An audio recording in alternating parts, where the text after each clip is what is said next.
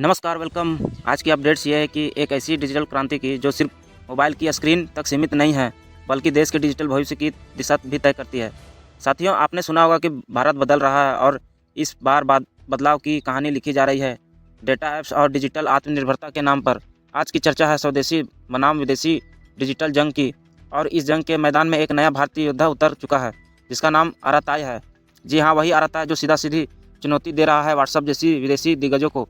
जहां एक तरफ व्हाट्सएप का राज चलता आया है अरबों यूजर्स पर, वहीं अब भारत का यह देसी ऐप कह रहा है अब बात होगी अपनी भाषा में, अपने ऐप पर, अपने डेटा के साथ। लेकिन साथियों, सवाल यह भी उठता है, क्या आराताई वाकई में व्हाट्सएप को टक्कर दे पाएगा?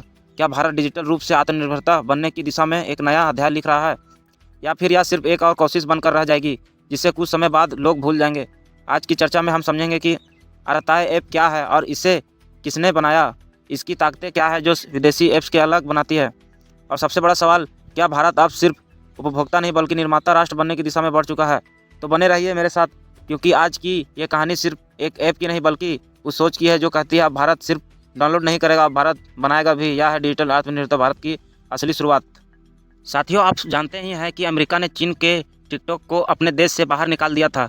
कहा गया कि चीन का डेटा अमेरिका में नहीं चलेगा, लेकिन उसी टिकटॉक की कहानी ने भारत में एक नई चेतना जगा दी, क्योंकि भारत को भी अब यह समझ में आने लगा कि हमारी डिजिटल दुनिया पर पूरा नियंत्रण विदेशी कंपनियों के पास है।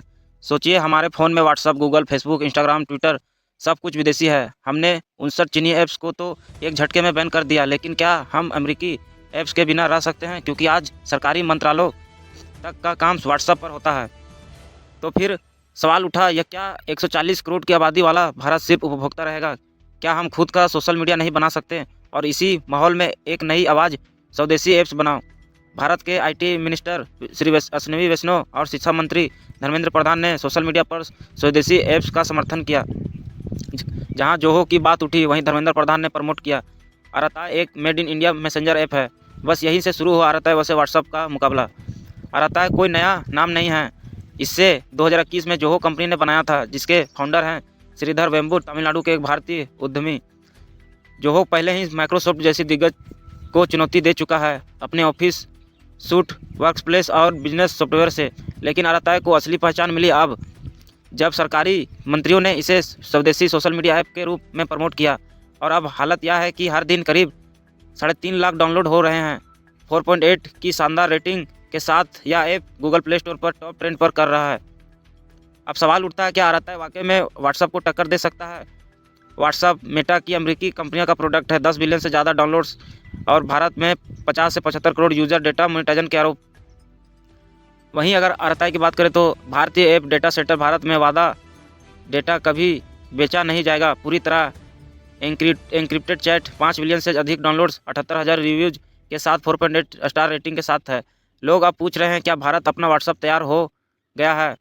हालांकि चुनौतियां भी हैं, ऐप नया है, कई यूजर्स को ओटीपी या सर्वर की दिक्कतें मिल रही है, और सबसे बड़ा सवाल, क्या हम भारतीय इसे स्वदेशी जोश को सस्टेन कर पाएंगे? क्योंकि हमने पहले भी चिंगारी, मौज, कू जैसी ऐप्स देखे हैं जो शुरू में ट्रेंड हुए फिर गायब हो गए हैं। हम ट्रेंड तो जल्दी बनाते हैं पर कंटिन्यूटी करना भूल जाते हैं। आराताई का असली टेस्ट अब शुरू हुआ है। क्या भारतीय यूजर इसे रोजाना अपनाएंगे या कहीं व्हाट्सएप जैसी रफ्तार पकड़ पाएंगे? अगर हाँ, तो सिर्फ सॉफ्टवेयर सर्विस प्रोवाइडर नहीं रहेगा बल्कि ग्लोबल सॉफ्टवेयर लीडर बन जाएगा। तो साथियों, सवाल सिर्फ एक है, क्या आराताई व्हाट्सएप को पछाड़ पाएगा? आपका क्या मानना है? दोस्तों, अगर हमारी वीडियो पसंद आई है तो वीडियो को जरूर लाइक कीजिए, सब्सक्राइब कीजिए और दोस्तों के साथ जरूर शेयर कीजिएगा।